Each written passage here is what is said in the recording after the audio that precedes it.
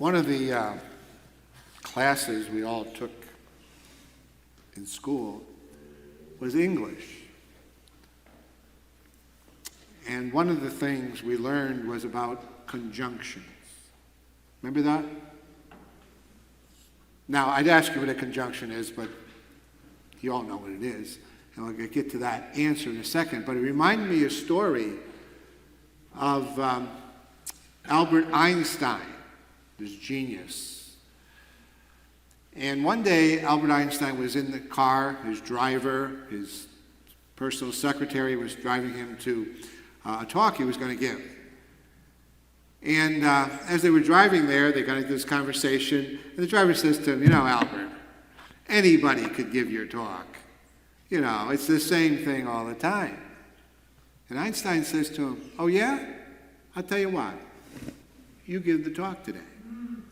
And he did. He got up there, gave the talk, and then when the talk was over, it was time for Q&A. And so somebody raised his hand and asked a very convoluted question that, in a sense, only Einstein probably would know. And his chauffeur, who was giving the talk now under the guise of being Einstein, says, "Sir, thank you for your question, but, that's a very, very basic question. I'm going to let my driver, my chauffeur, answer that." A conjunction, as we know, is a word. It's a connecting word. And there's several of them. And they join other words, they join phrases, they join sentences, they join clauses. Sort of like that second reading today. The second reading today is one sentence, but it has a few connecting words there. Now that we sort of remember our school days and what these conjunctions are, or what they're about, who knows what the great conjunction is?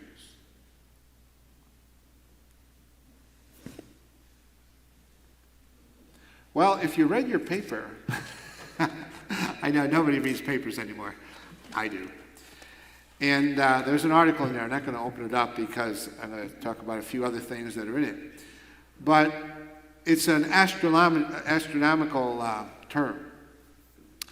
A conjunction in astronomical wording, it describes the meetings of planets and other objects in the dome, or the sky's dome. And the phrase, the great conjunction, is used to describe the meeting of the two biggest worlds in our solar system, namely Jupiter and Saturn. And on Monday, tomorrow, these two planets will be closely aligned,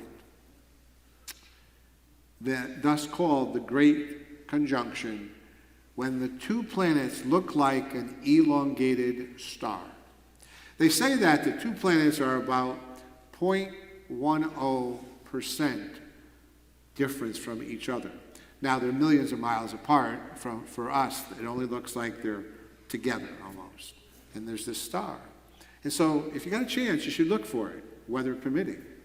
The best time they say to see it is about 4:30, 5 o'clock, through about 6 or 6:30 tomorrow afternoon, tomorrow night. Now, conjunctions happen every 20 years. Again, they're normal in a sense. But great conjunctions don't happen that often. The last one to happen, and some of you might remember this one, was in 1623. Remember that? Day to remember. Well, it really wasn't a day to remember because the weather was so bad, really no one saw it. The last time someone saw an observable great conjunction was in 1226, 800 years ago. This great conjunction of the two planets is often referred to as the Star of Bethlehem, or the Christmas star. Many think that this great conjunction may certainly have been what the shepherds saw in that Christmas sky over 2,000 years ago. Many people conjecture that this was the star that the wise men, the magi, the astrologers, saw in the sky, but what they saw was what was not important. Where it was bringing them and to whom it was bringing them to was important. Jesus. Jesus. In the case of the shepherds and the kings, as I said, it pointed toward Jesus. It pointed toward the light of the world. It pointed toward Emmanuel, God with us. I just said that this great conjunction referred to some as the Star of Bethlehem or the Christmas star. It's interesting, though, it isn't a star. Obviously, it's two planets. And how do we know the difference between stars and planets?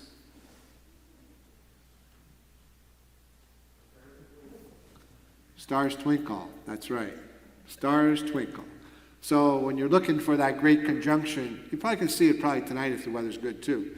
But it won't be exactly the best thing we're looking for until tomorrow night. You look for the bright light in the sky.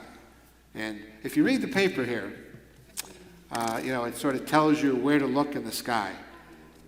Sunset. I'm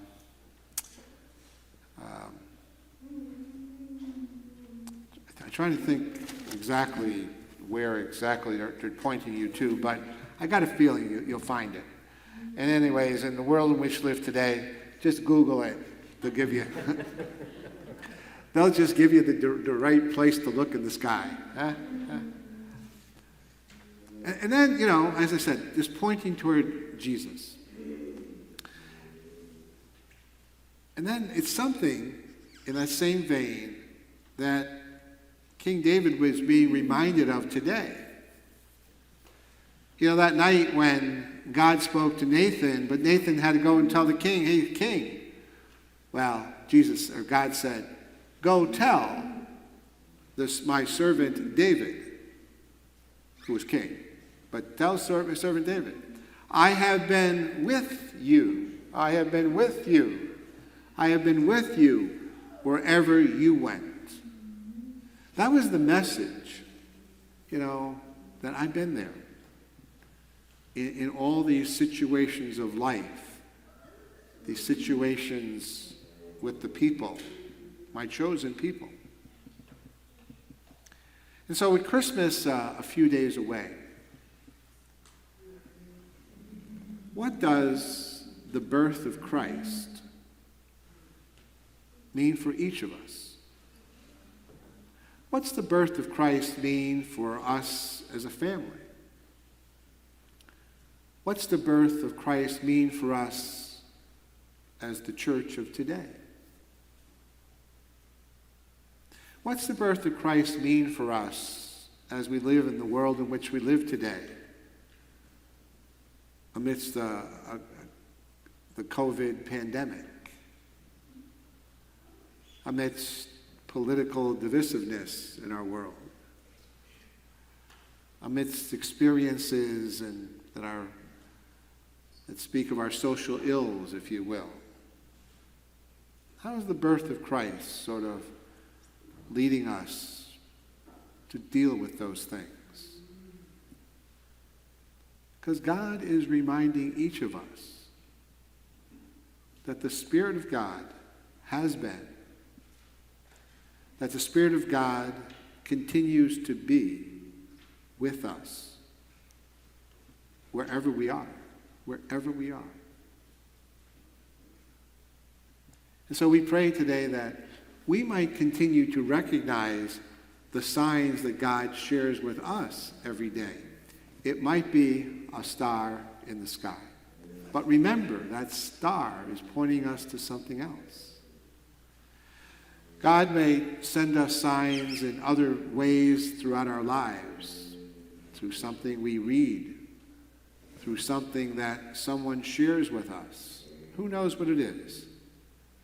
But in each of these cases, they are pointing us and reminding us that God is with us and among us always.